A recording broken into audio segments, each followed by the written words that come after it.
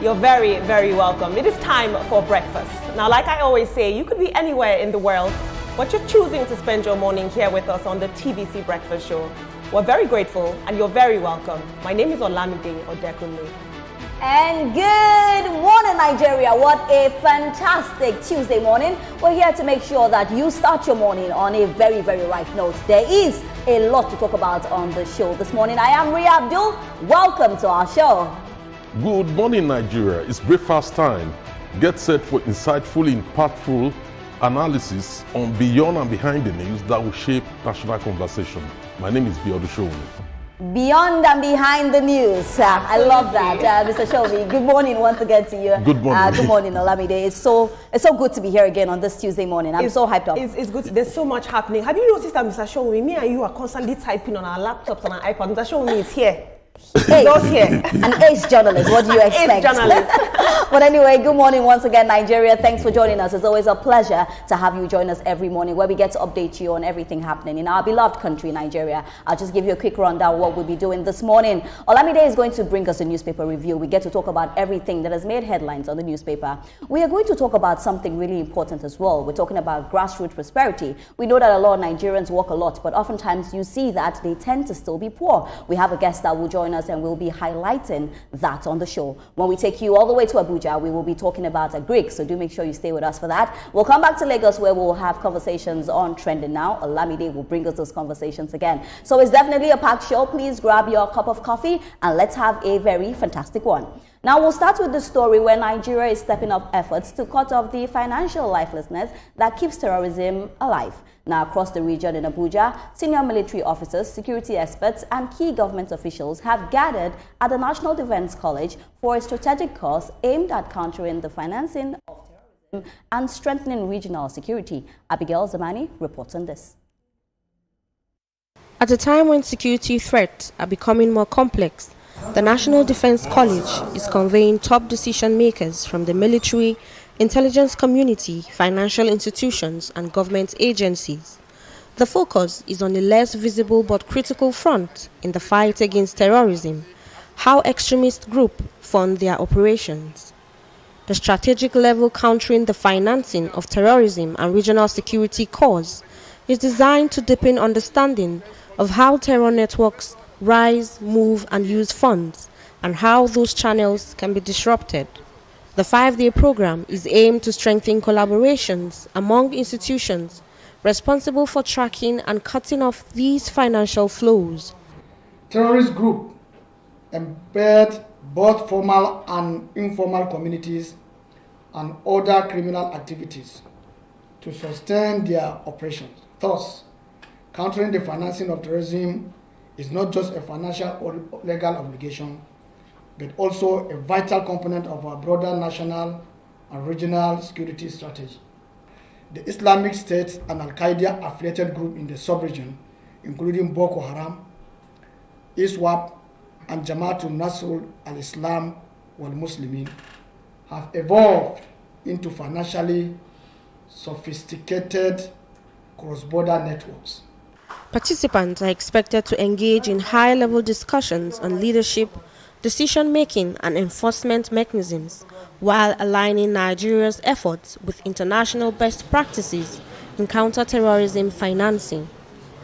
Beyond policy and strategy, organizers say the course places strong emphasis on cooperation, not just in Nigeria, but across the wider region. It's all about money. There's no way the terrorists, insurgents, even bandit can operate if he hasn't gotten the money. He needs money to buy a weapon. He needs money for logistics, petrol, water. He needs money to even spend.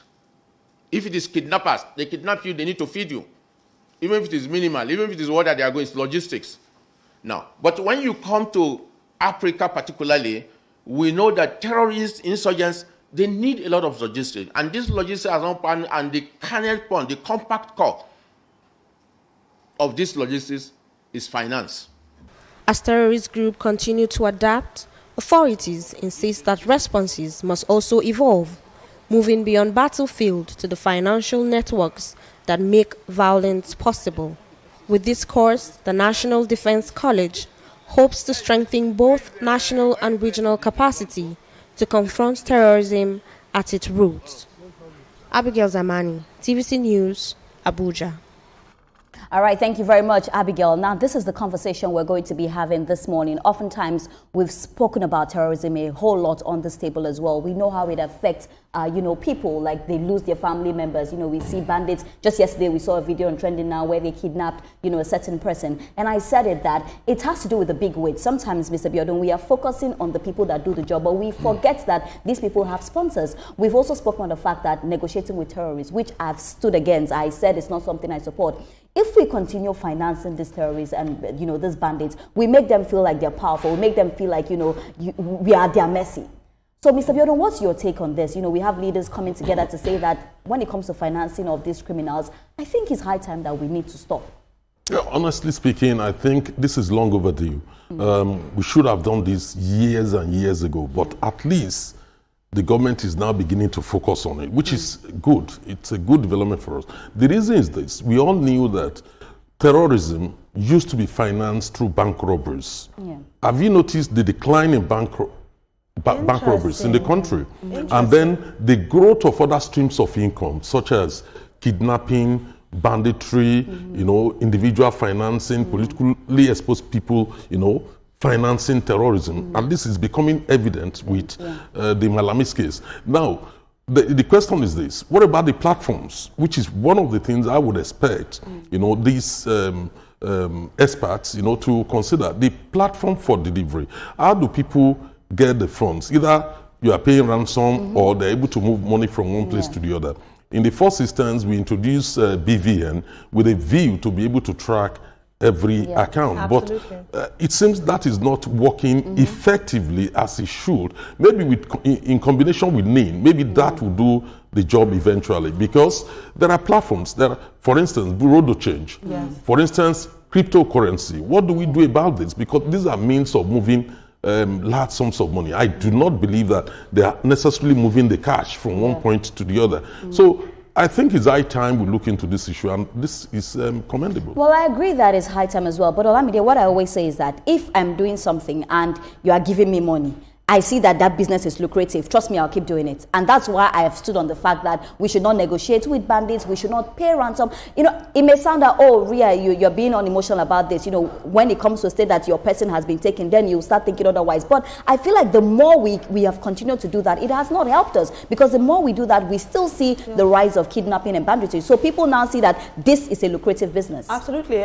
Security has the highest budget allocation currently in Nigeria's fiscal policy. It has the highest allocation. Security stands at about 5.41 trillion naira. That is a lot of money. I completely agree with you, and I agree with the meeting that just took place. If we stop the funding, we effectively stop the bloodshed. But I don't think that what we need right now is a meeting on terror funding. I think that what we're in desperate need of is courage. Courage to say, I know that this person is funding terrorism. He's a terrorism financier, and I'm going to call it out despite the hegemonic systems that exist that stop me from calling him out. I know that earlier on this year, there was a bill that was to be passed, and I don't know if it was passed or not, but to have a special court for trying terrorism cases. We need to put these big wigs there, and they need to be tried. It is treason, it is crime against your country to be financing a terrorist. And also, like Mr. Biodun Shomi rightly mentioned, there are systems that are in place. When we talk about cyber security and data collection, this money can be traced. What we need is to have the courage to trace it and try these people accordingly. But oftentimes, as simple as that. They'll even say that the banks, they don't pass through the banks anymore, so they take cash to them. Because in one exclusive interview I had with a certain individual, he said that they take the money as cash to them. They don't even pass through banks. But what I'm really hammering on at this point is that if we keep financing these people, we will not get an end to this. And we will keep seeing the rise of this because people will continue thinking that this is a lucrative business. Yeah, there's a link between terrorism and the high cost of foodstuffs and livestock. Many people are yet to realize that. Just go to Kara, go and talk to those bringing in livestock from different parts of the north. Then you begin to hear the extortionate rate they are being asked to pay. Absolutely. By people who we have not directly connected, to terrorism. The same thing with foodstuff. So it has a multifaceted impact on our lives. So it's high time that we focus on this. Cut off the lifeline, which is finance. Once you take out the finance, you've taken out the oxygen. We can sure go on and on about this. And Olamide, I also believe that the names of the people that are financing these people, they should be brought to book. Like, at this point, we should not even be thinking of hiding names. You know, we've had a sitting governor once say, I know where these people are, but I cannot. This is the time that we actually get this people. I want to remind everybody that is watching that silence in the face of oppression, silence in the face of bloodshed on this massive scale is complicity. Exactly. It's as simple as that. Well, we'll go on and on, but we will just hold it down here. We will move to the newspaper review where there's a lot to talk about for the headlines. Don't go anywhere. Do stay with us. This is TVC Breakfast.